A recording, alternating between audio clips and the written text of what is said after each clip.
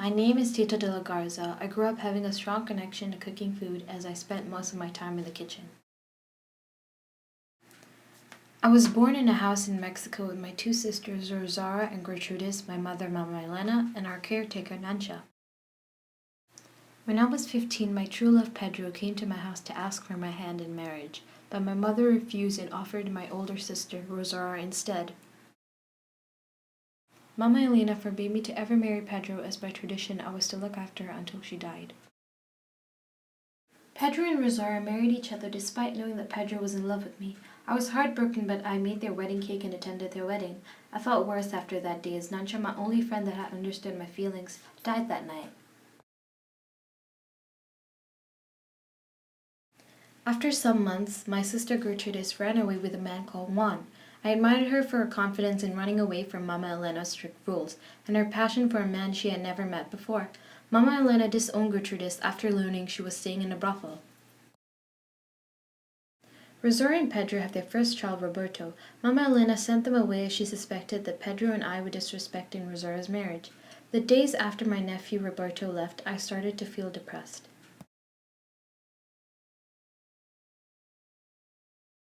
We sent for a letter to Rosora and Pedro, as we had not heard from them. During this time, a troop of soldiers came to the ranch. Everyone in the household was told to hide except Mama Elena. She managed to scare away the troops with her gun. Philip returns with the news of my nephew's death. I became angry with my mother and blamed her for his death. I started to neglect the chores in the ranch as I was truly upset by this incident. Mama Elena called for Dr. Brown to take me to an insane asylum, as I refused to complete my chores. Dr. Brown took me to live with him instead, as he had a crush on me. He helped me to heal and stand up for myself against my mother. I never wanted to live near my mother again. In the time that I lived with Dr. Brown, he told me a strange theory that his grandmother had. She said that each of us has a match inside of us that we can't strike by ourselves. The candle could be any kind of food, music, word, or sound that engenders the explosion that lights one of the matches inside of us. Chenta visited me at Dr. Brown's house with oxtail soup and a letter from Gertrudis. She had asked me to come back to the ranch, but I refused to return to my mother's strict rules. Unfortunately, I had to return to the ranch because my mother was badly hurt by a group of bandits that attacked the ranch.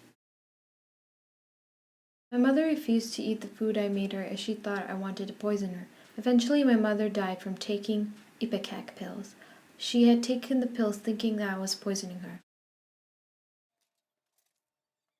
After my mother's death, I found a box full of letters in my mother's cupboard.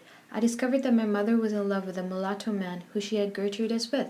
My mother planned to run away with this man, but he was murdered, leaving her to live her life in a loveless marriage with my father. The death of my mother allowed me to be married, but I could no longer marry my true love as he was married to my sister. I promised to marry John despite knowing I was still in love with Pedro. I hoped to fall in love with him the same way he had fell in love with me. My niece Esperanza was born as the last child of Rosara and Pedro. Esperanza spent much of her time with me in the kitchen as she would cry loudly if she were near her mother. Rosara was jealous of the connection that I had with Esperanza. On the night that Dr. Brown, my husband-to-be, left to America to bring his aunt for our wedding, I had an affair with Pedro. As I was still engaged to Dr. Brown, I was afraid that I was pregnant. The ghost of Mama Elena came to curse the baby that I suspected to have. My sister Gertrudis visited the ranch as a Revolutionary Army general with the man who took her the day she ran away. She was a brave leader to about 50 men in the troop. I eventually tell Gertrudis and Pedro my suspicion of being pregnant. Pedro reacts to wanting to run away with me, but I remind him of his wife and child. The ghost of Mama Elena returned to curse me, but this time I fought her back with hateful words. Pedro injured himself while he was getting drunk outside my window. His body was on fire from the exploding fire lamp. I argued with Rosora about my relationship with Pedro and the importance of the De La Garza family tradition.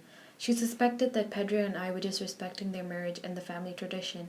I was angry that she would continue the tradition and place the same faith on Esperanza. After the incident with Pedro, Gertrudis and her troops left and Dr. Brown returned with his aunt from America. As Dr. Brown realized my change in attitude, I told him about my affair with Pedro. He wanted me to be happy, therefore he allowed me to decide whether I wanted to marry him or Pedro. Many years passed, and Rosora eventually died from a sickness. There were few people who attended the funeral, as her body stench was unbearable.